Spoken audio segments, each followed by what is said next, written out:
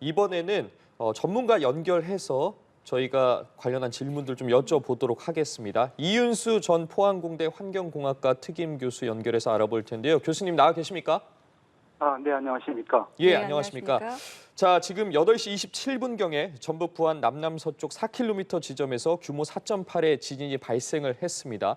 관련해서 정부와 관계 부처도 여러 대응을 하고 있고 중대본도 지금 비상 1단계가 가동된 상황인데 현재 지금까지 상황들에 대해서는 어떻게 보고 계십니까? 네.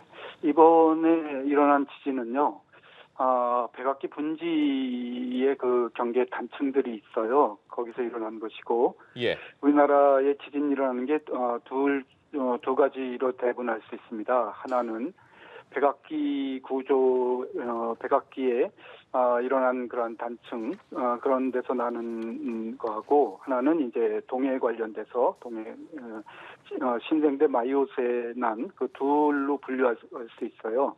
그 중에 이제 오늘 난 곳은 거기가 이제 격포 분지라고 이름이 붙여져 있어요. 예. 화산압류, 백악기 화산압류로 이루어져 있는데, 그래서 그 격포 분지 단층에서 일어난 것이고요.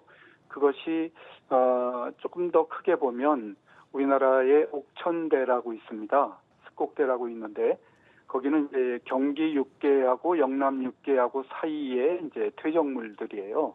문진데 거기에 이제 옥천 습곡대의 북쪽과 남쪽에 이제 그런 경계 소분지들이 일어나고 있는데 이를테면은 이제 풍암 분진이, 공주 분진이, 부여 분진이, 음성 분진이 해서 이제 격포 분지까지 내려옵니다.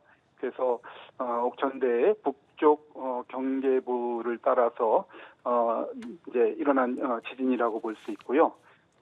백악기 분지의 또 대표적인 것은 이제 서해안에 있는 군산 분지, 그리고 흑산 분지, 또 백령도의 이제 서안만 단층 이런 것들이 이제 전부 백악기의 구조선입니다. 따라서 이번에 일어난 것은 백악기 구조선 단층을 따라서 일어난 것이고요. 그리고 이것이 우리나라가 이제 지진 관측한 지가 한 100년 남짓인데요. 그런데 그것을 보면 매년 우리나라에 한 2조 주울 정도의 에너지가 해소되고 있는데 이번에 난 게 약 한 그 1조 주울 정도니까 한 반년치의 에너지가 이제 그 발산됐다고 볼 수 있습니다. 큰 거죠. 지금 말씀 중에 그러니까 에너지가 해소되고 있다라는 부분을 사실은 아주 잘 이해하기가 쉽지는 않아서요. 그러니까 이 부분이 앞으로 지진이 조금 더 자주 일어날 수 있는 가능성이 있다, 그 근거가 된다 이렇게 이해하면 되겠습니까? 네네. 지진이라고 하는 것이 뭐냐면 우리가 이렇게 우리 몸도 이렇게 근육이 뭉쳐져 있잖아요. 예. 경우에 마찬가지로 이제 대부분의 지진이 판과 판의 경계부에서 일어납니다. 그러니까 우리나라 쪽에 판 경계라고 하면은 이제 일본이나 중국이 되겠는데요. 예. 근데 판 경계부에서 일어나는 그 지진들이 그 대륙 안쪽으로 우리나라 쪽으로 에너지가 스며들고 있습니다. 예. 그 일부가요. 그럼 스며든다는 것은 그 땅 속에 그 응력 덩어리들이 있는 겁니다. 마치 사람의 근육이 이렇게 덩어리 쪄 있는 것처럼 응력 덩어리들이 뭉쳐져 있어요. 그래서 이것이 어느 한계를 넘을 때 터져버리는 거거든요. 해소가 되는 거거든요. 그것이 지진입니까? 맞습니다. 그래서 그 응력 덩어리는 없어지지 않거든요. 예. 그래서 그것이 자주 일어나는 것이 좋습니다. 자주 적게 일어나는 것이 좋습니다. 그 총량은 보존돼 있기 때문에 그것이 이제 자주자주 이제 작게 일어나주는 것이 우리 그 국민 생활에 안전하다고 볼 수 있습니다. 이번에 이제 다시 말씀드리면 통상 우리나라에서 연간 일어나는 게 한 2조 줄 정도의 에너지가 발산이 되는데 지진 에너지가 네. 그중에 이번에 일어난 것은 그 반에 해당하는 1조 줄 정도가 발산됐다고 보면 되고요. 약 한 반년치에 해당하는 그런 에너지가 해소됐다고 보시면 되겠습니다. 예, 반년치에 해당하는 에너지가 해소가 되면서 이번 지진이 발생을 한 거고 그렇다면 이제 무엇보다 걱정되는 게 이제 여진에 대한 가능성입니다. 교수께서 보시기에 여진이 좀 이어질 수도 있을 거라고 보십니까? 그거는 충분히 가능하고요. 왜냐하면 그러한 소분지 단층의 그 특징이 뭐냐면 그 소분지가 좁고 깊습니다. 그리고 형성될 때 그것이 왜 형성됐냐면 예. 한반도가 형성되고 난 다음에 약 한 3첩기 정도의 이제 오늘날의 그 한반도가 이제 만들어지는데요. 이것이 이제 북쪽으로 이동해서 우리가 중한지계라고 하거든요. 그래서 한반도 자체도 세 개의 땅덩어리로 이루어져 있어요. 낭림지계, 경기지계, 영남지계 세 개의 땅덩어리로 되어 있는데 이게 합쳐진 게 이제 3첩기 정도고 그 2억 5천만 년 전 정도고요. 이것이 이제 점점 북상하다가 그 유라시아 판에 그 사이베리아 지계하고 충돌하게 돼요. 네. 1억 3천 년 전에. 그래서 우리가 그 당시에는 지금보다 500km 정도 북쪽에 있었어요. 그래가지고 이게 충돌하면서 남하하거든요.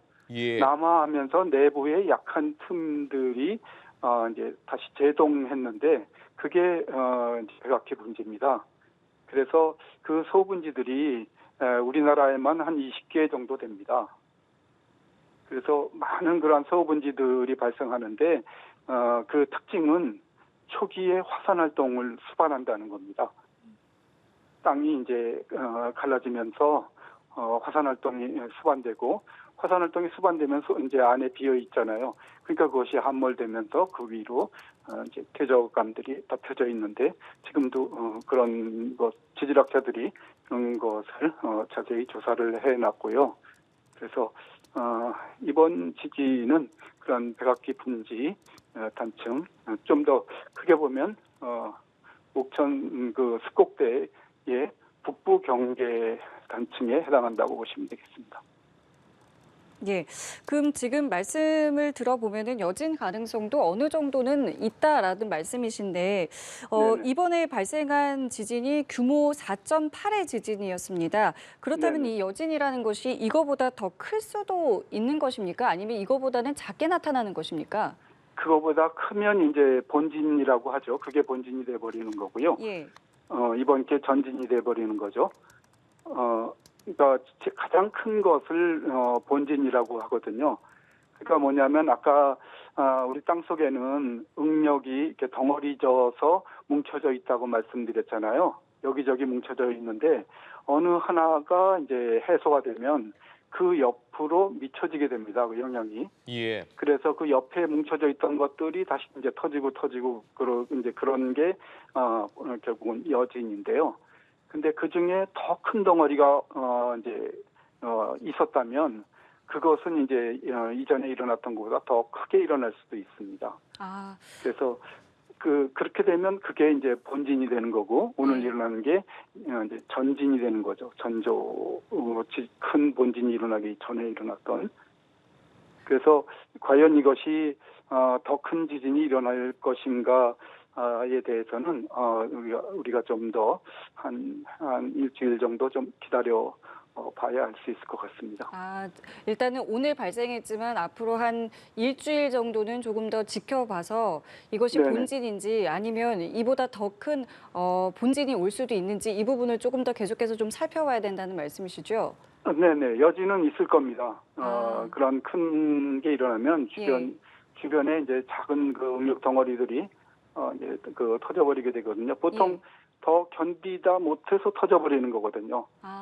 그러니까 이제 이것이 우리나라 아까 그 뭐 통계에서 좀 말씀드렸습니다만은 이 지진 자체가 우리나라 반년치 에너지 발산분에 해당하다라고 말씀드렸는데 이 정도 같으면 충분히 그 본진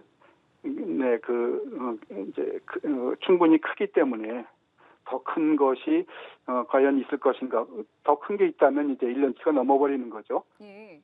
네, 그래서 그거에 대해서는 이제 그 자연재해는 이렇게 이렇게 이제 확신할 수가 없거든요. 우리가 관측한 것이 예. 짧은 100년 남짓한 거기 때문에 어떻게 자연현상 그 길게 일어나는 것을 저희가 알 수 있겠습니까? 근데 그것을 알려면 이제 그러한 땅 속에 그런 걸 관측을 하고 있는 관측망이 있어야 되는데 그 목적의 관측망은 우리나라에는 있지 않기 때문에 아주 극소부기 때문에 따라서 좀 더 지켜봐야 될 것 같습니다. 예, 알겠습니다. 오늘 저희 말씀은 여기까지 함께 하도록 하겠습니다. 지금까지 이윤수 전 포항공대 환경공학과 특임 교수와 함께했습니다. 교수님 좋은 말씀 감사합니다. 네, 감사합니다.